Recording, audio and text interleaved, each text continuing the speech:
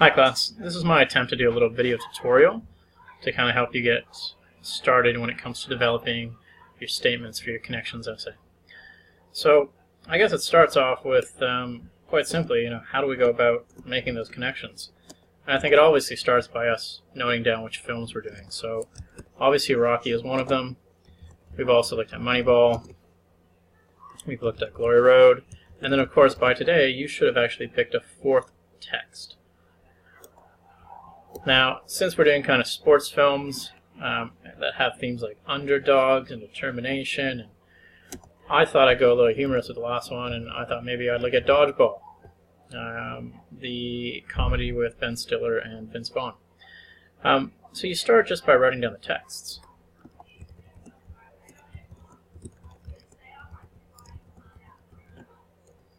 So those are my texts, and that's where I start. Now once I actually have those texts, and I've gone ahead and done that, I have to now start thinking about, well, where's the theme? Where are the common themes? And we've already kind of talked about a couple of them in class. We've talked about the fact that all of them obviously look at underdogs. They all look at things like determination. They talk about things like expectations, and the idea of, we've also talked about things like the hero's journey.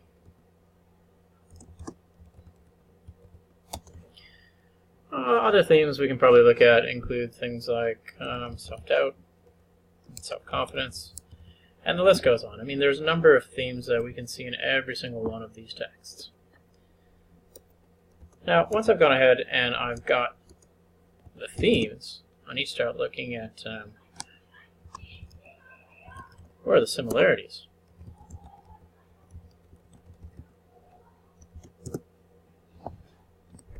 Now, if I'm not too sure about the actual themes, there are other options, right? If they don't come right out to you, the best thing you can do is start reading.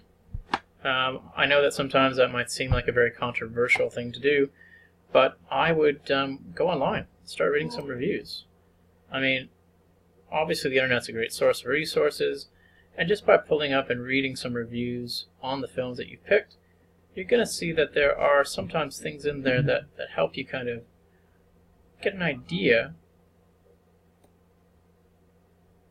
of what's going on. So, when the firm Phil appeared as a true underdog, indeed written off by lesser offerings by Ben Stiller's once hit, that was a clear, arguably the most quotable, funniest dumb comedy since The Naked Gun. Alright, we look at Glory Road. Same idea. You look at some of the reviews, and as you kind of read through the reviews, you'll start seeing certain patterns develop. Right? Here it talks about Glory Road's going social awkwardness into a sports genre. The soft pedal theme of racism. The ugly scenes of people being physically and verbally abused. All of a sudden now, this could be something we can see through those different films. Are there instances where people are made to feel awkward, or they're being abused either verbally or physically? And you're going to find heaps and heaps of different reviews out there for each of these films. And the idea is make use of those resources. If you're stuck for the themes, go ahead and make sure that you have a read through some of these. That's one of the best places to start. Alright, back here. Alright, so what are the similarities? Now one of the bigger things we need to ask ourselves, where the similarities are. So is there a particular character? Is there part of the story that we all see coming the same thing? And I think here we have kind of our main characters. Our main characters all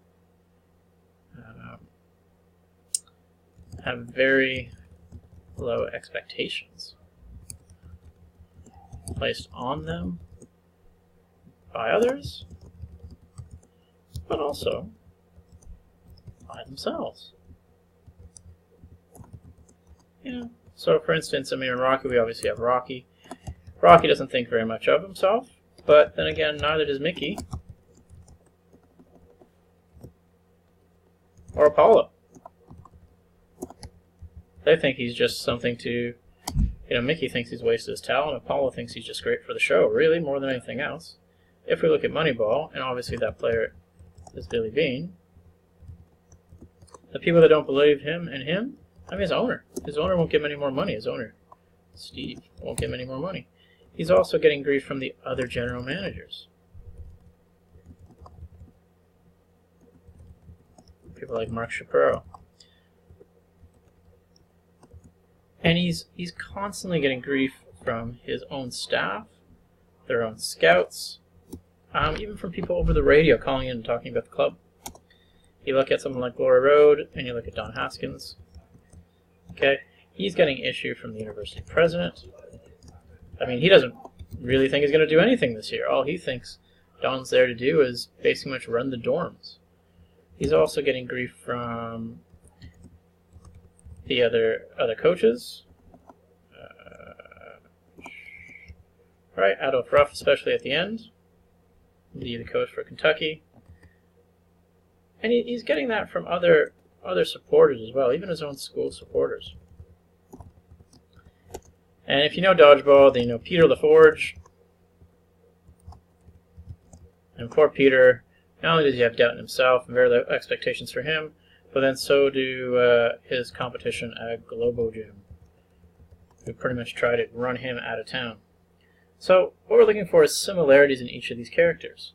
Now, once we look at those similarities, and we'll obviously do more than just one, this is where we start looking at developing the statement. So what I have now is I look at some of those themes, and I think they all have low expectations of themselves, and because of that, other people have low expectations of them. You know, maybe that is my statement. Maybe I say that, you know, sports dramas show us how other people's expectations can either empower us or destroy us.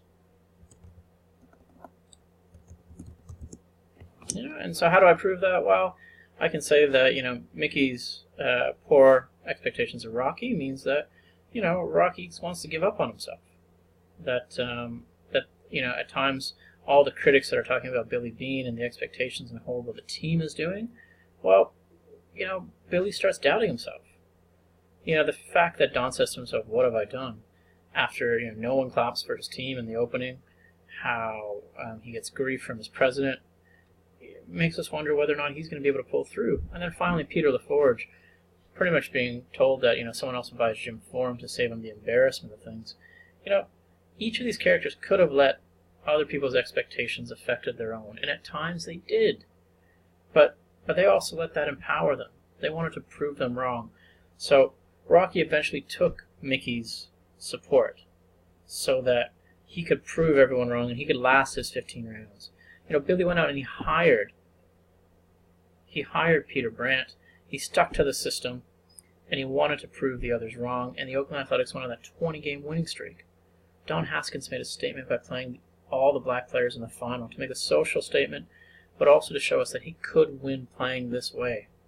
And finally, Peter LaForge, of course, if I don't want to spoil dodgeball for you, but, you know, using the mentorship he gets, you know, he leads his team to the finals because he realizes, you know, that they can do this. So that might be my statement right then and there. And then step 5 is all about explaining that. So this is where I got to start writing that, you know, I simply rewrite my statement. Sports dramas show us how other people's expectations can either empower us or destroy us. I got to explain that. You know, so this means that if we allow other people's expectations to affect our own expectations of ourselves, we often failed or quit.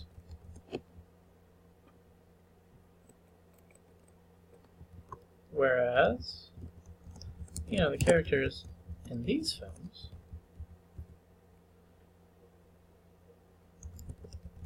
although they feel down at times and consider quitting, use other people's expectations to prove them wrong. And that's going to be my statement, my explanation. And once I have those, my connections becomes a lot easier to write, because now I'm going to be showing how that's true in each of the 4 texts. So that's kind of a little tutorial video just to get you starting to think about how to develop those statements, because that's really the important first part for us as we move into this assessment. If you have any questions, obviously ask during class. Come by, send me an email, just come flag me down and figure out a time we can sit and chat. Thanks very much. I'll see you in class. Bye.